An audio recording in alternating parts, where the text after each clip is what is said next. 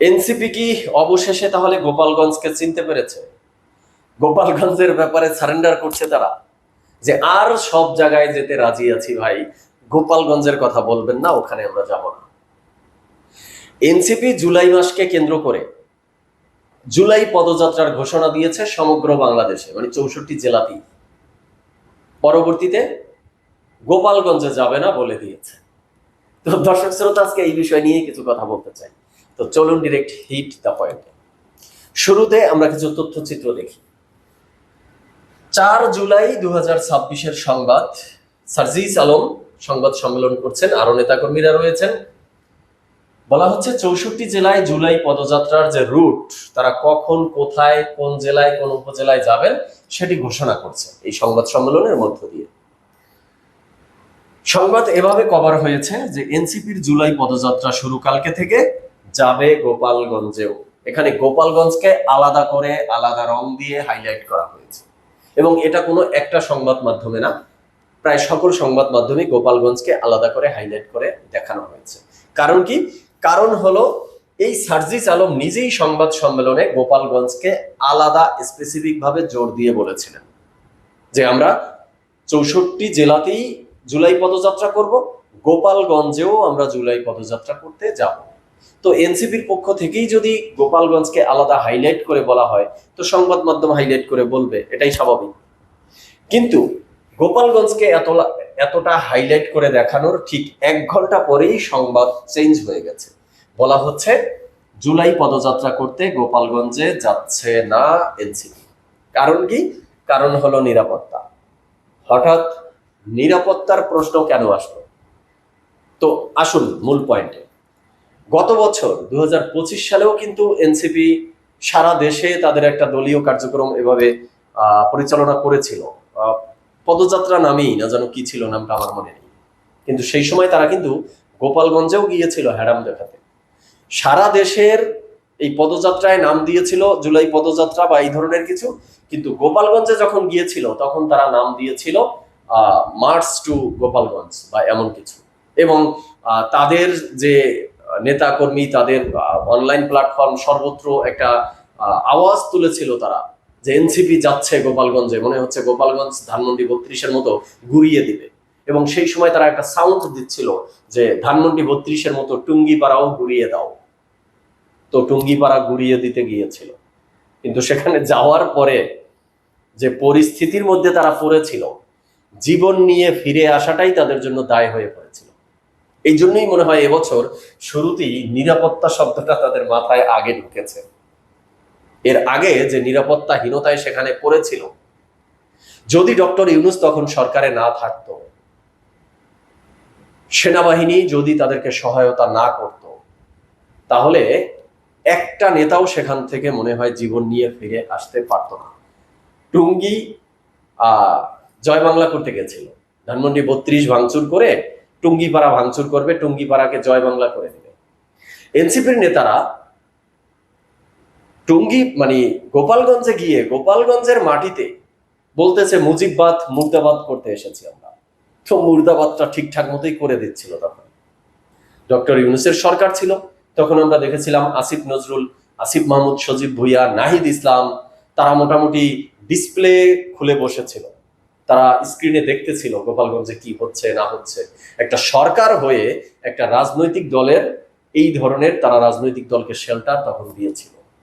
যাই হোক, পরিস্থিতি যখন জটিল হয়ে গেছিল, আমরা জানি এগুলো, তখন সেনাবাহিনী তাদের এপিসিতে করে, এপিসির বাংকারে নেতাকর্মীদেরকে ঢুকিয়ে, এই হাসনাত আব্দুল্লাহ, সার্জিস আলম, আক্তার হোসেনদেরকে ঢুকিয়ে সেখানে জীবনে বাঁচিয়ে নিয়ে এসেছিল। গোপালগঞ্জের মাটিতে দাঁড়িয়ে আমরা তৃপ্ত কণ্ঠে ঘোষণা করছি, মুজিববাদ মুজিববাদ মুর্দাবাদ মুর্দাবাদ মুজিববাদ মুজিববাদ মুর্দাবাদ মুর্দাবাদ।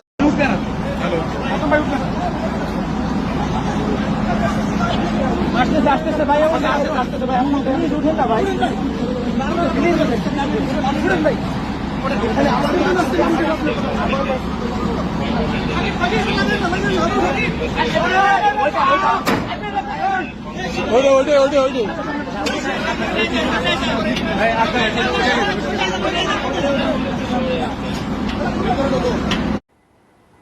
এবং সেই ঘটনায় তখন কিন্তু আওয়ামী লীগের 5 থেকে 6 জন মারা গিয়েছিল, স্পটেই 3 জন মারা গিয়েছিল এবং পরবর্তীতে চিকিৎসারত অবস্থায় হসপিটালে আরো 2 জন বা 3 জনের মৃত্যুর খবর আমরা পেয়েছিলাম। তো এইবার যে তারা গোপালগঞ্জে যাচ্ছে না, নিরাপত্তার বিষয়টা সামনে আনছে, এবার তো মনে হয় কিছুটা ক্লিয়ার। কারণ এবার যদি গোপালগঞ্জে যায়, তো গোপালগঞ্জের মানুষ তো অধীর আগ্রহে আছে যে আগের বার তো সোনার চাঁদ তোমাদেরকে সেনাবাহিনী উদ্ধার করে নিয়েছিল, এবার আসো, এবার দেখি তোমাদেরকে কোন সেনাবাহিনী উদ্ধার করে। এবার তোমার বাবা ডক্টর ইউনূস সরকারে নেই, এবার তাহলে খেলাটা ভালো করেই হবে। তো গোপালগঞ্জবাসীও মনে হয় প্রস্তুত, আর সেটা তারা আগেই আন্দাজ করতে পেরেছে। প্রথমবার হয়তোবা ঝোঁকের বসে ভাব নিয়ে বলে ফেলছিল যে আমরা গোপালগঞ্জেও যাচ্ছি, কিন্তু পরবর্তীতে মনে হয় ইন্টারনাল খবর পেয়েছে যে এবার গোপালগঞ্জে আসলে মুর্দাবাদ কিন্তু ঠিকই করে দিবে। মুজিববাদ মুর্দাবাদ হবে না, এনসিপির নেতা মুর্দাবাদ হয়ে যেতে পারে। তাই তারা মনে হয় ইস্তফা দিয়েছে, সারেন্ডার করেছে যে আমরা বাবা সব জায়গায় যেতে রাজি আছি, গোপালগঞ্জে যাব না। যাই হোক, এখানে আরো একটা সংবাদ, সেটা হলো যে তারা শুধু গোপালগঞ্জের পদযাত্রা বাতিল করেছে তা না, 6টি জেলার, গোপালগঞ্জ সহ 6টি জেলার পদযাত্রা তারা বাতিল করেছে। তো এরপরে আসি আরেকটা বিষয়ে, সেটা হলো তারা পদযাত্রা শুরু করে দিয়েছে। প্রথম দিনেই আমরা দেখলাম সাভারে পদযাত্রা করতে গিয়ে তাদের কর্মসূচি মঞ্চে ককটেল বিস্ফোরণের ঘটনা ঘটেছে, আহত হয়েছে অন্তত 4 জন। এ নিয়ে দেখলাম নাহিদ ইসলাম আওয়ামী লীগ, বিএনপি এদেরকে দায়ী করার চেষ্টা করছে, বা সেখানের স্থানীয় যে আইন শৃঙ্খলা রক্ষাকারী বাহিনী, পুলিশ, তাদের যে অবহেলার বিষয়টাকে সামনে নিয়ে এসেছে, যে তারা বিষয়টাকে গুরুত্ব সহকারে দেখছে না, এই জন্যই এই ধরনের ঘটনা ঘটছে। কিন্তু সোশ্যাল মিডিয়ায় মানুষের মতামত দেখলে সেখানে একটা ভিন্ন মতামত দেখা যাচ্ছে। অনেকেই বলার চেষ্টা করছে, এবং অনেকে মানে বেশিরভাগ মানুষ বলার চেষ্টা করছে যে এটি এনসিপির নিজস্ব সাজানো নাটক। কেন তারা এই নাটক করবে? কারণ তারা যে নিরাপত্তাহীনতার কথা বলছে গোপালগঞ্জকে কেন্দ্র করে, আসলে তারা শুধু গোপালগঞ্জেই নিরাপত্তাহীনতা অনুভব করছে না, তারা সমগ্র দেশেই নিজেদের নিরাপত্তাহীনতা অনুভব করছে। তাদের দল জামাতের সাথে যুক্ত হওয়ার পরে জনপ্রিয়তা হারিয়েছে। তো এই জনপ্রিয়তা শূন্যের কোঠায় এই অবস্থায় জেলায় জেলায় পদযাত্রা করা তাদের জন্য নিরাপত্তাহীনতার একটা বিষয়।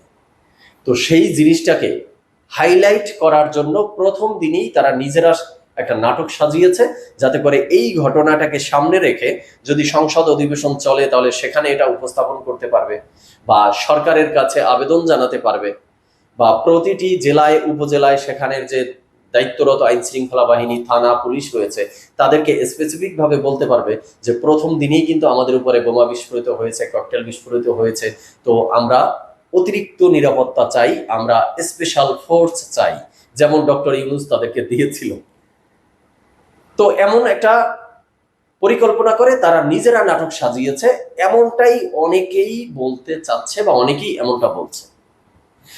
যাই হোক, আমি কনক্লুশনে চলে আসছি আলোচনার। কনক্লুশনে এটাই বলবো যে এনসিপিকে একটা ধন্যবাদ জানাতে চাই আমি ব্যক্তিগতভাবে। কি কারণে? কারণ হলো এনসিপির মনে হয় আবেগ থেকে বের হয়ে বিবেক দিয়ে কিছুটা কাজ করতে শিখেছে। এতদিন তারা আবেগে চলেছে, বিবেক তাদের কাজ করেনি।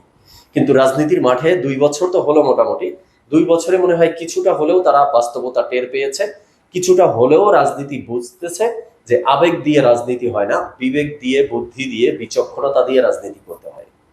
এবং সেটা বুঝে শুনেই মনে হয় গোপালগঞ্জ বা গোপালগঞ্জ সহ 6টি জেলার পদযাত্রা তারা স্থগিত করেছে। এটা একটা বিচক্ষণতার পরিচয় দিয়েছে বলে আমি মনে করি। ভয় পাক বা নিরাপত্তাহীনতা মানে যেটাই থাকুক না কেন, বিচক্ষণতার পরিচয় দিয়েছে বিদায়ী তো নিরাপত্তাহীনতার বিষয়টা সামনে নিয়ে এসেছে।